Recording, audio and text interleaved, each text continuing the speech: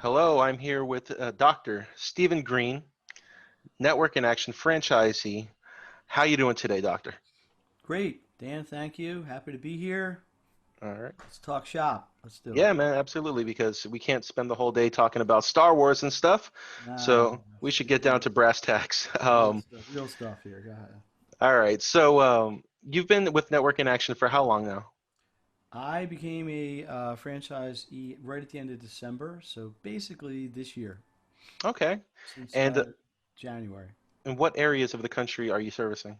I am in Philadelphia, Pennsylvania, so I have basically the Philadelphia metro area, as we call it here, which is Philadelphia and three or four counties Hmm. northwest of the city.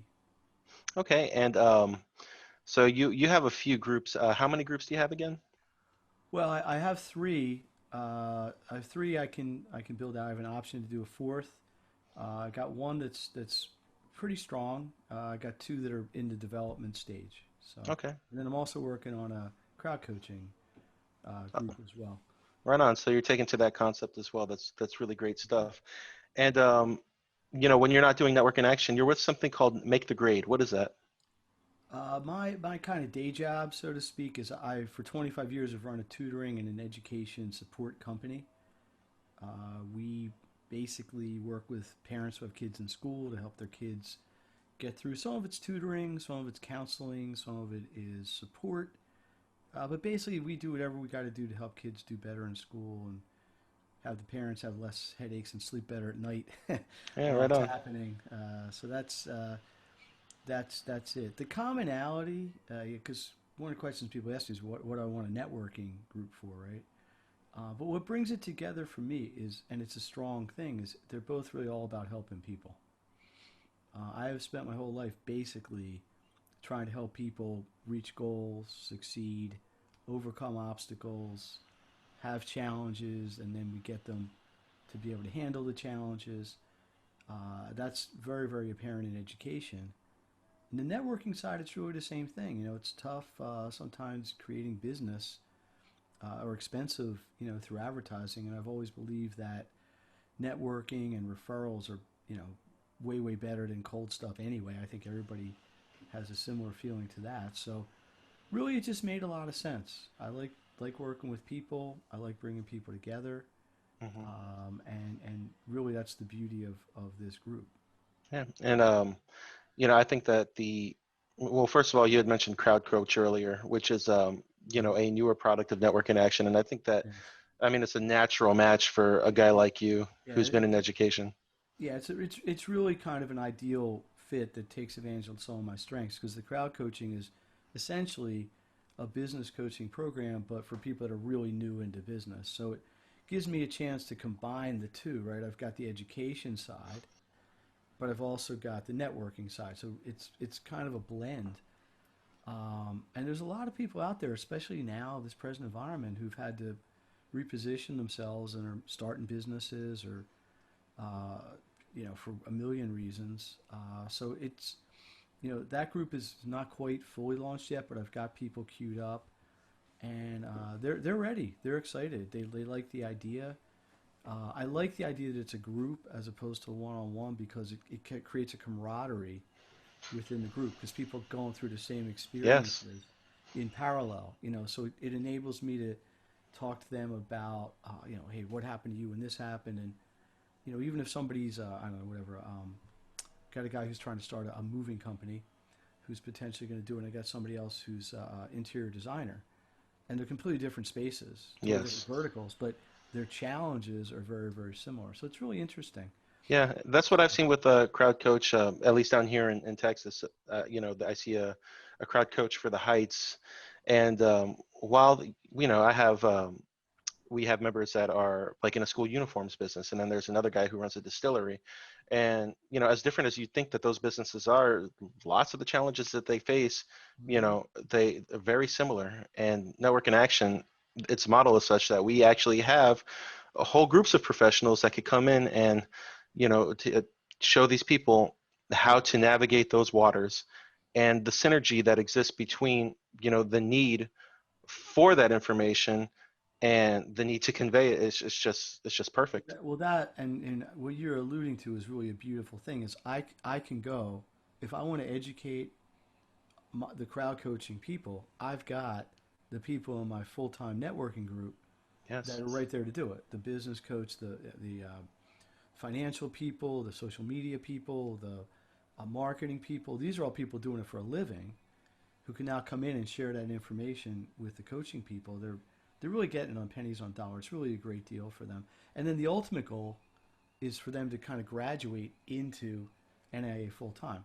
So Yeah. from a franchisee business model, it's essentially creating your own little farm system, which is Hmm. kind of cool.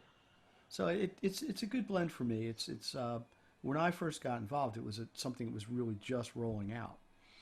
It was one of Scott's brainchilds, and I don't think it had really even. I'm not sure if it hadn't. Maybe it was in almost like a beta test at the Yeah. time. So, but yeah, so that's everything. Listen, we all had some challenges growing, frankly, with the whole COVID Yeah. realizations and all. But it didn't change the fact that everybody needed to communicate with other business owners and other leaders, and people had to really get clear about what they're offering. And these are all things that we teach. These are all things I preach in my group, and my groups and everything. So, it's a long game. Yeah. Networking is a long game, and that's what we're all into it for.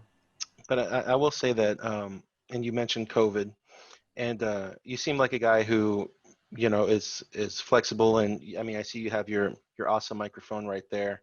You have your background in education, That's so you that's were. not even background. That's really my office.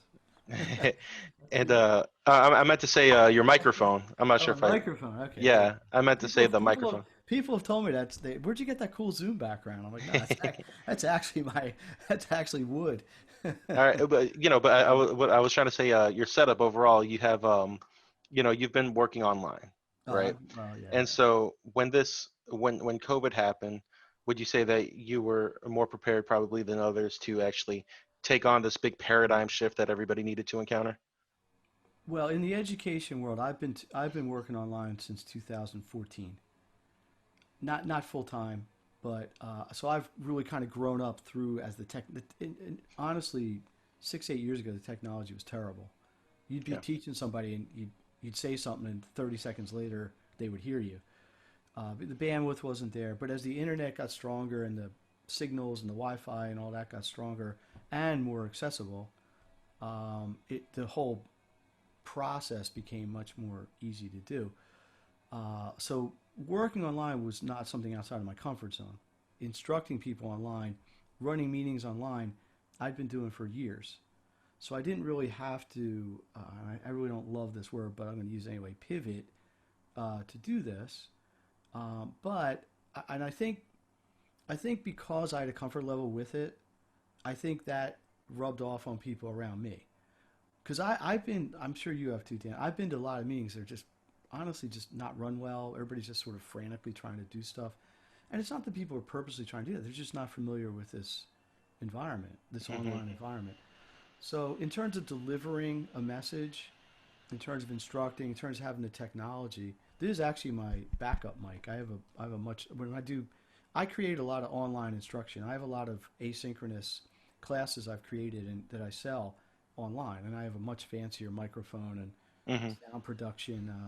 Well, you're a tech guy, so you probably appreciate it. But Yeah, yeah, yeah.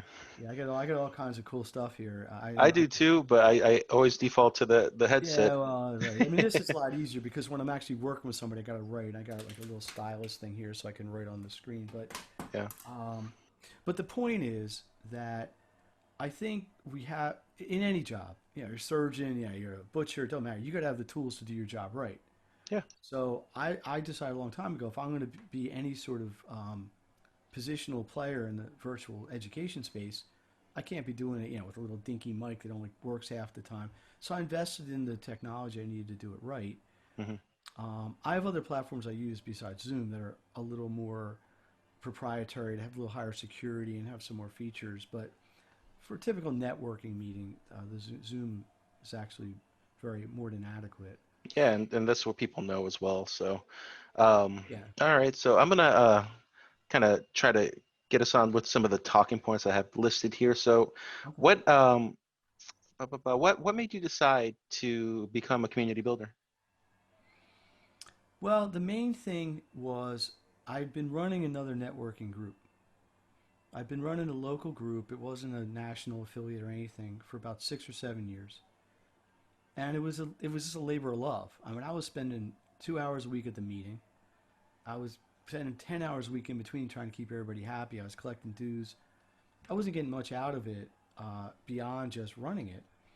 And I said to myself, listen, when I learned about the opportunity, I said, if I'm going to do this and I can translate it into a real legit bona fide business opportunity with support, with a structure, with people that can help me nationally and grow it, into a larger piece, that made a whole lot of sense to me.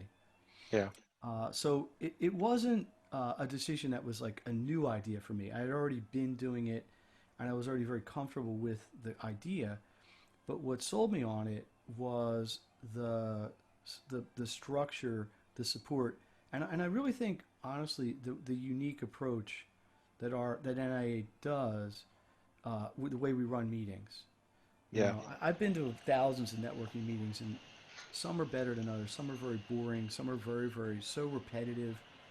I really like the agendas that we have. Before I committed to this, I had attended a couple meetings that more experienced franchisors had run, and I was like, this is fun. People are getting it. People are Yeah. engaged. People are doing what we want them to do, which is learn to relate to each other, so they're more comfortable with each other. So passing referrals is just a natural extension of all that. So it was a little bit of all that. And the other thing was, I just locally where I am, there's thousands, really probably literally thousands of networking groups. It's a big city. Wow.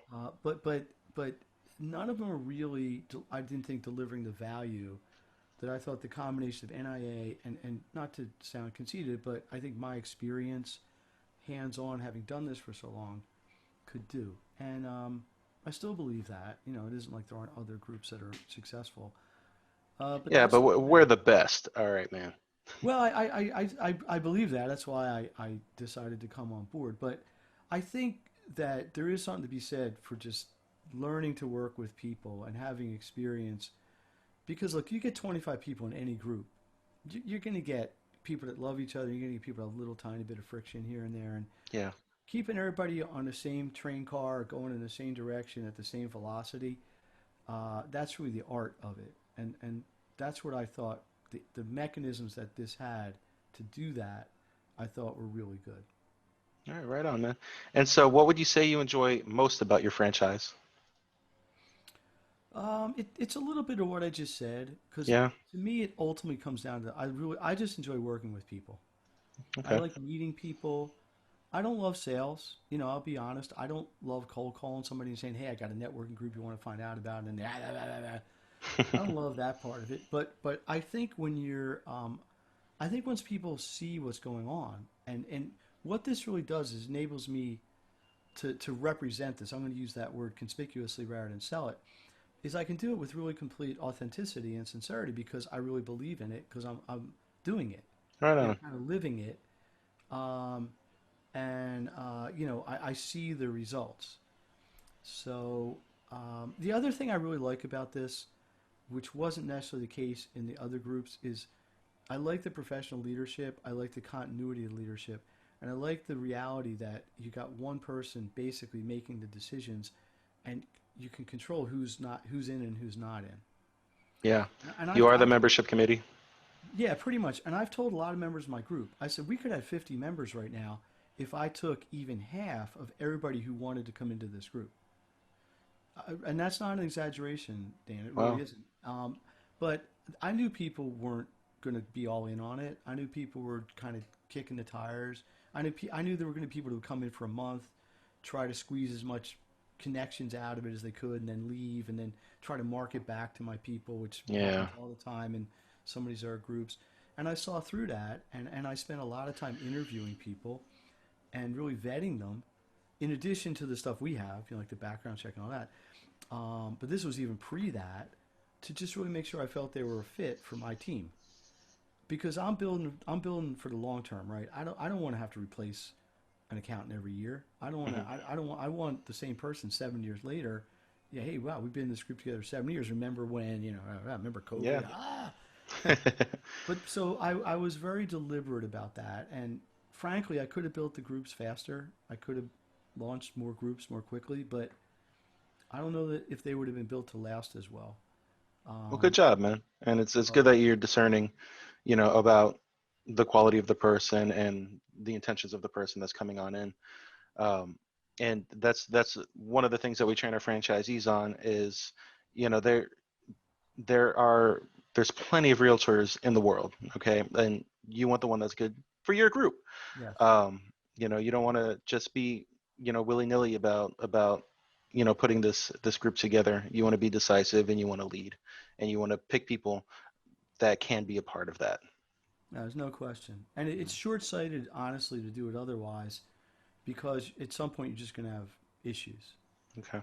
People need to understand what they're committing to here, right? I mean, look, it's a great group, it's a great organization, but it's still a commitment on the individual level.